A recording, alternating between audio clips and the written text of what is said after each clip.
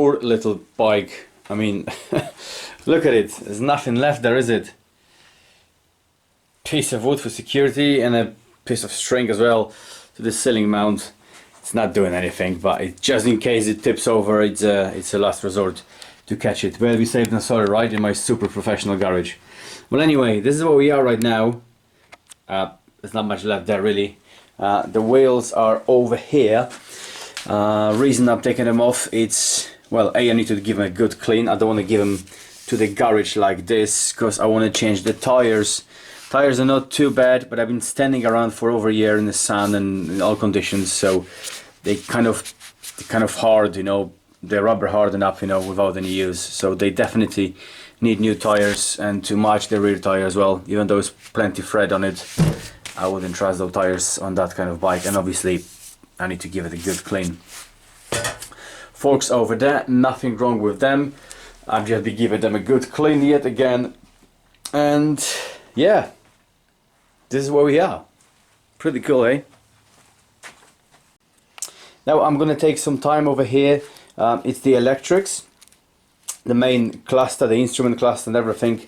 It's in this wiring mess, and before I unplug everything, I always like to label it up, you know, get familiar with it, what goes where. I can see this has been attacked by the previous owners. Hey Johnny Cactus and Multimirius, how you guys doing? So that's been attacked by the previous owners somehow. I'm not quite sure why and what's going on here. Everything sort of works. The time doesn't stay on. I remember that when you program the time, every time you switch the ignition off, the time goes back to 12 o'clock. So that doesn't work. Doesn't really bother me that much, but there's obviously somewhere, somehow a lost connection somewhere here. So before I go and take it apart and disconnect everything, I want to get familiar with it, take my time, mark it up, you know, label it up, and we'll take it from there. I didn't put any labels when I removed all the plugs from the engine because I get familiar with them, and Suzuki made a pretty good job over here. Everything pretty much, it's a unique plug. It's either a different color plug which is matching the other one, or it's only like a triple plug over here. You got gray and black, and basically you can't plug things to the wrong sockets, if you know what I mean. Every connection over here is very unique, so I didn't bother taping, you know, and labeling what goes where.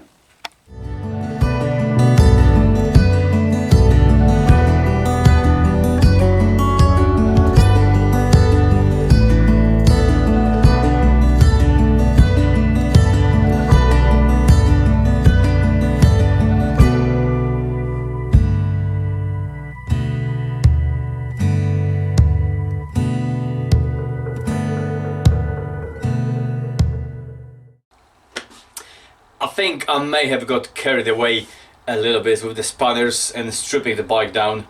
I know the plan was just to remove the engine, but once I got it out, let me show you. So this is the frame.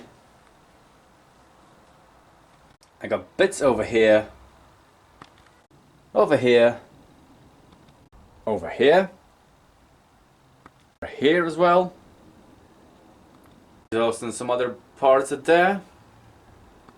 Got some stuff over here, and believe it or not, the carb lives here. There's a chain on the floor, swing arm next to it, and the wheels right there. Fork legs are just over here, and plenty of other stuff on this bench. So, you know what I mean, I may have gone a little bit further than I first expected to go, but it's all for a good reason. Looking at that frame, I mean, I've got the engine out already. It was just another couple of hours of labor to remove the swing arm and everything else out of it, and it's a perfect opportunity to look at that frame and just to bring it back to the former glory.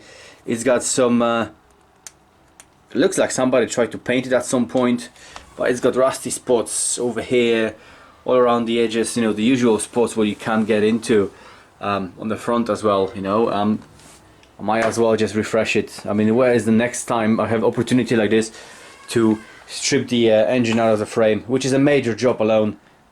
Let's repaint that frame, make it fresh, near enough as new.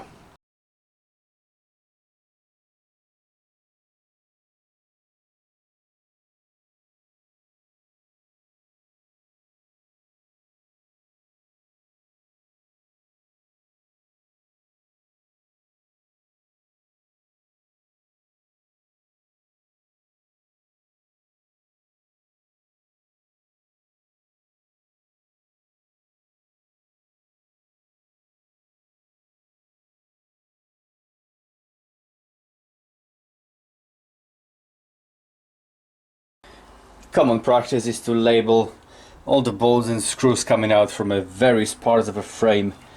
I mean, got my own notes on it, but it kind of, you know, makes sense, right? Just to keep it together, separated. Because once you take it all apart, you need to put it back in. Manual helps, but this little system never failed me. Right, let's carry on. Once I have everything apart like this, it gives me a good opportunity to give it a good clean and have a fresh install for everything. And while I'm at it, I might as well inspect the bearings inside the swing arm. Now I know for a fact that David Motomirius, the guy I got a bike from, replaced them needle bearings inside here not long before I got a bike of him.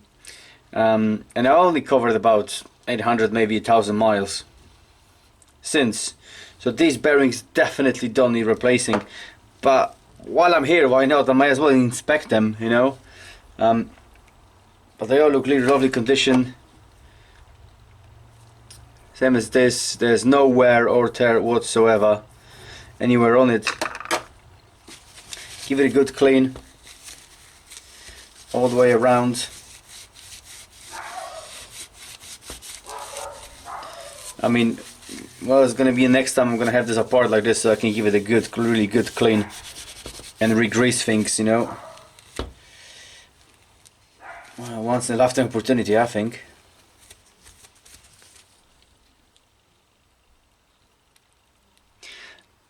These bearings here are needle roller bearings, and they are very smooth, very lovely condition.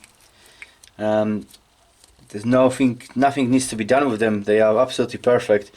The only thing I'm probably gonna do is to re-grease them a little bit once I have this opportunity here. Pack them with grease just to make sure they are running smooth. And you know what? That little pack of grease just disappears in between the bearings, so it's probably not a bad shout. Take a little bit more. It doesn't take much, you know, it's literally 2 fingertips like that. But that's disappearing nicely. Packing them bearings with that extra grease.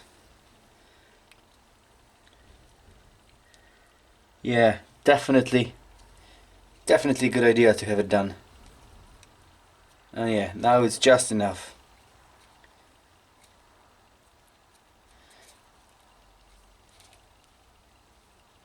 Lovely. You can put it back in and forget about it. Put it back together exactly as I found it. And it's another job, you know, another peace of mind basically. And I don't need to worry about it. And just like this, the swing arm, it's got years and years good life in front of it.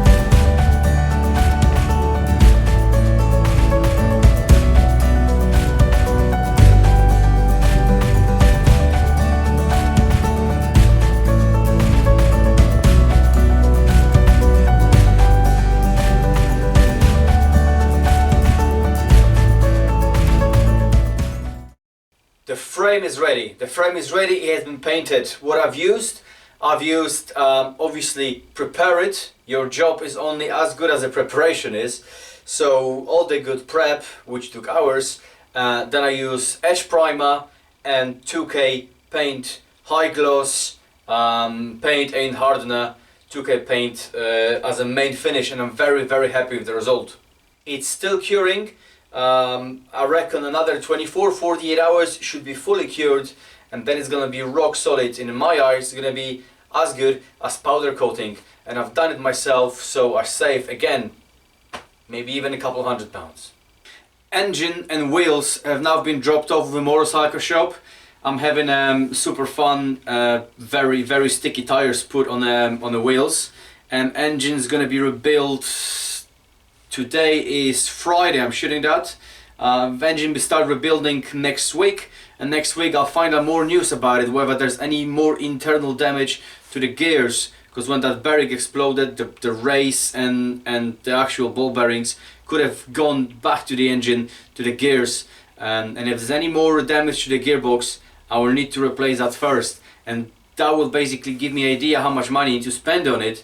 Because I'm seriously looking in a big bore kit, putting a bigger piston to it. Are they doing it 440 or 480 cc? I'm not quite sure what options I've got there without doing too much change to the carburetor, the existing carb. But as I said again, once I know how much damage internal there is, how many parts I need to replace in that engine, that will give me the idea how much money I can spend on the actual engine to get it rebuilt. Whether the big bore coming up or not, that's a different story, but hopefully I'll get some news for you guys early next week, and I can update you on what's happening with that engine. In the meantime, we've got plenty of things to keep us busy over here. I'm gonna put it back together as much as I can without obviously the engine and wheels, so I'm gonna reassemble it back on. There's a couple of things I need to fix, a couple of things I want to tidy up on the electrics, the handlebars, some of the subframe. I want to do some things over there that I only got the opportunity to do right now because everything is so easy accessible and it's in pieces. So I can do a deep clean, deep grease, so the praised parts I need to replace and start putting it back together. It is really as simple as that. As always guys, thank you very much for watching, thank you very much for your continuous support. We'll be coming back with the DRZ 400 SM series build very shortly. Hopefully next week I'm gonna give some more updates to you guys, and until then, as always, rock hard, have a beer, and I'll see you very soon.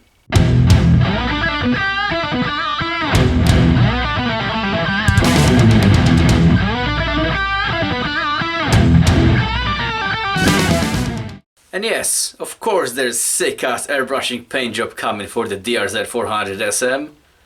Keep watching, see you very soon.